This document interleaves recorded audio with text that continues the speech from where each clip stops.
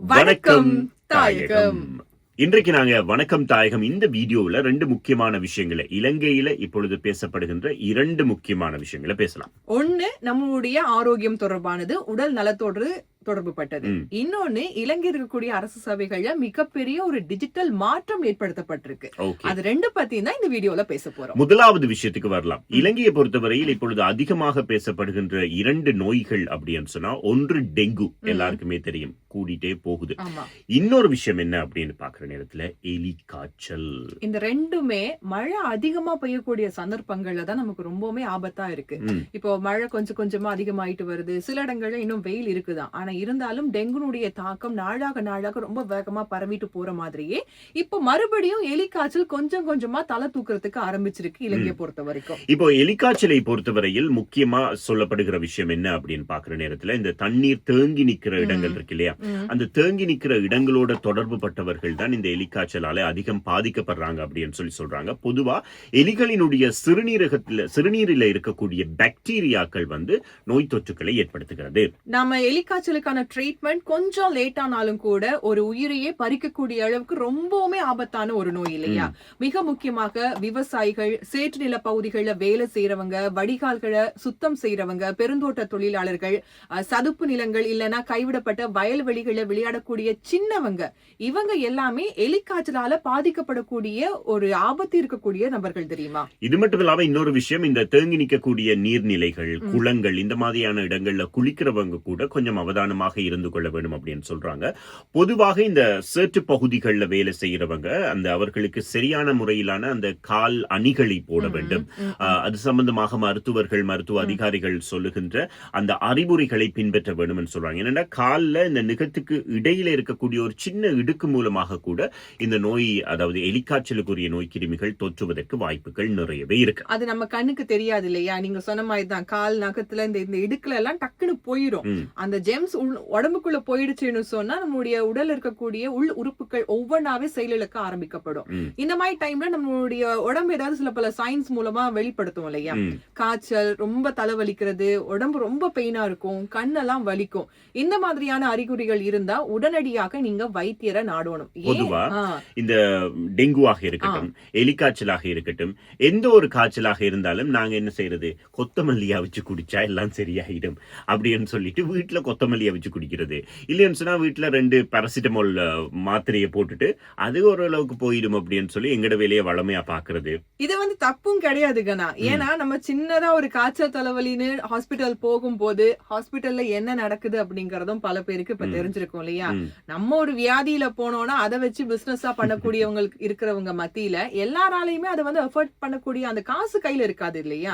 அப்ப வீட்டுல இருக்கவங்க என்ன சொல்றது, நீ என்ன தொட்ட 90க்கும் மருந்து குடிச்சனா உடம்பும் வீணாகும் அப்படின்னு. அதனாலதான் வீட்டுல கொஞ்சம் கை மருந்து பார்த்துட்டு அதுக்கு பிறகு போகலாம் நம்ம யோசிக்கிறது. ஆனா இந்த மாதிரியான விஷயங்கள்ல அந்த மாதிரி நீங்க அசாக்கிரதையாக இருக்க வேண்டாம் அப்படின்னு சொல்றாங்க. என்னன்னா, டெங்குவா இருக்கட்டும், எலிக்காய்ச்சலாக இருக்கட்டும், சரியான மருத்துவ பராமரிப்பு இல்லை அப்படின்னு சொன்னா வேறு பல பிரச்சனைகளை கொண்டு வந்துடும். அதனால 2 நாள் பார்த்துட்டு நீங்க மருத்துவரை நாடி அவர் சொல்ற மாதிரி பிளட் டெஸ்ட் எடுத்துக்கொள்வது சிறந்தது அப்படின்றதுதான் முக்கியமான விஷயம். அதனால ரொம்ப ரொம்ப அவதானமாக இருங்க. இந்த பிளட் டெஸ்ட் எடுக்கிற இடத்துங்களையும் சரியா பார்த்துக்கொள்ளுங்க. சரியான இடங்களா, அதே நேரத்துல அந்த ஹாஸ்பிட்டல்ல இருக்கக்கூடிய லேபரட்டரிஸ் எக்ஸ்பயர்ட் ஆகாத மருந்துகளை தான் பாவிக்கிறாங்களா அப்படின்றத நாங்க செய்திகளினூடாக தெரிஞ்சுக்கொள்ளலாம். இப்ப கிட்டத்துல இன்னும் ஒரு பிடிபட்டிருக்கு இன்னொரு விஷயம். நேற்றைய நாள்ல இருந்து நுகர்வோர் அதிகார சபை ஒரு முக்கியமான அறிக்கையும் வெளியிட்டிருக்காங்க. இலங்கையை பொறுத்த வரைக்கும் டெங்குவுக்கான டெஸ்ட் அண்ட் ரிப்போர்ட் ஒரு தடவை நீங்க எடுக்கிறதுக்கு 400 ரூபாய் தான் கொடுக்கணும். டெங்குவுக்கான NS1 ஆன்டிஜன் டெஸ்ட் நீங்க எடுக்கிறதா இருந்தா 1200 ரூபாய் மட்டும்தான் கட்டணமாக நீங்க செலுத்தணும். இதை தாண்டி நீங்க 1 ரூபாய் கூட அதிகமான கட்டணம் செலுத்த வேண்டிய தேவையே கிடையாது. அந்த மாதிரி கட்டணம் அதிகமாக வேறு எங்கேயாவது அறவிடுறாங்க அப்படின்னு சொன்னா அது சம்பந்தமாக அவதானமாக இருங்க. உடனடியாக நீங்க உங்களுடைய முறைப்பாடுகளை மேற்கொள்ளுங்க. சரி, இப்ப இன்னொரு விஷயம் என்ன அப்படின்னு சொன்னா, இந்த மரணங்களினுடைய எண்ணிக்கையும் அதிகரிச்சு கொண்டு போகுது. மரணங்கள் அதிகரிக்கின்ற நேரத்துல மரணங்கள் இடம்பெற்றதுக்கு பிறகு நாங்க கட்டாயமா இந்த டெத் சர்டிபிகேட் ஒரு விஷயத்தை பெற்றுக்கொள்ள வேண்டுமா இல்லையா? கண்டிப்பா. டெத் சர்டிபிகேட்ங்கிறது இலங்கையை பொறுத்த வரைக்கும் நிறைய டாக்குமெண்ட் நம்ம சப்மிட் பண்ணும் போது இன்சூரன்ஸா இருக்கட்டும் இல்லைன்னா பென்ஷன் டிபார்ட்மெண்ட்ல நம்ம கிளைம் எடுக்கும் போது கண்டிப்பா டெத் சர்டிபிகேட் கொடுத்தாதான் தருவாங்க. ஆனா ஸ்ரீலங்காவில நேத்து வரைக்கும் பாத்தீங்கன்னா கானா எல்லா இடங்களையுமே கையால தானே இந்த டெத் சர்டிபிகேட் எல்லாம் எழுதி கொடுப்பாங்க. நேற்றைய நாள்ல களுத்துறை மாவட்டத்துல ஒரு புதிய செயல் திட்டம் அறிமுகப்படுத்தப்பட்டிருக்கிறது. இனி வரக்கூடிய காலகட்டங்கள்ல பாப்புலேஷன் ரெஜிஸ்டர் அப்படிங்கிற திட்டத்தின் கீழ் டிஜிட்டல் டெத் சர்டிபிகேட் வழங்க போறாங்க. இந்த டிஜிட்டல் டெத் சர்டிபிகேட்டை பொறுத்த வரைக்கும் நீங்க வந்து ஈஸியா பெற்றுக்கொள்ளலாம். அது மட்டும் இல்லாமல் ஏதாவது ஒரு தவறு இருக்கு அப்படின்னு சொன்னா அதுல ஒரு கியூஆர் சிஸ்டம் இருக்கு. அந்த கியூஆர் ஸ்கேன் பண்ணா உடனடியா வந்து நீங்க அதை திருத்திக் கொள்றதுக்கான விண்ணப்பிக்கலாம். அந்த கியூஆர் ஸ்கேன் இருக்கு இல்லையா, அது உடனடியாக வெரிஃபை பண்ணலாம். இப்ப அந்த சர்டிபிகேட் வரக்கூடிய பேப்பர் இருக்கு இல்லையா, ஈஸியாலாம் நம்ம ஃபோர்ஜரி எல்லாம் பண்ண முடியாது. அதுல யாருமே அடிக்க முடியாத அளவுக்கு ஃபோர்ஜரி பண்ண முடியாத அளவுக்கான ஒரு பேப்பர் தான் யூஸ் பண்றாங்க.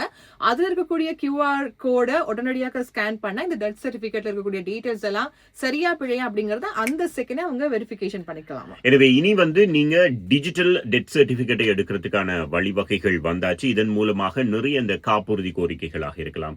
ஒருத்தர் இறந்துட்டார்ன்றதை உறுதிப்படுத்துறதுக்கு சில விஷயங்கள் தேவைப்படும். சில செயற்பாடுகளை செய்யற நேரத்தில் ஒன்று இந்த காப்புறுதி எடுத்துக்கொள்றது, இரண்டாவது ஓய்வூதியம் சம்பந்தமான விஷயங்கள் வருகின்ற நேரத்தில். இதை தவிர அரசு சேவைகள் சிலவற்றை வந்து மாற்றிக்கொள்றதுக்கு தேவைக்கு ஏற்ற மாதிரி எங்களுக்கு அதை பயன்படுத்திக் கொள்றதுக்கும் டெத் சர்டிபிகேட் தேவைப்படுகிறது. எனவே இனி மக்கள் மிக வேகமாகவும் பாதுகாப்பாகவும் டெத் சர்டிபிகேட்டை எடுக்கலாம் அப்படின்ற ஒரு விஷயத்த சொல்லிட்டாங்க.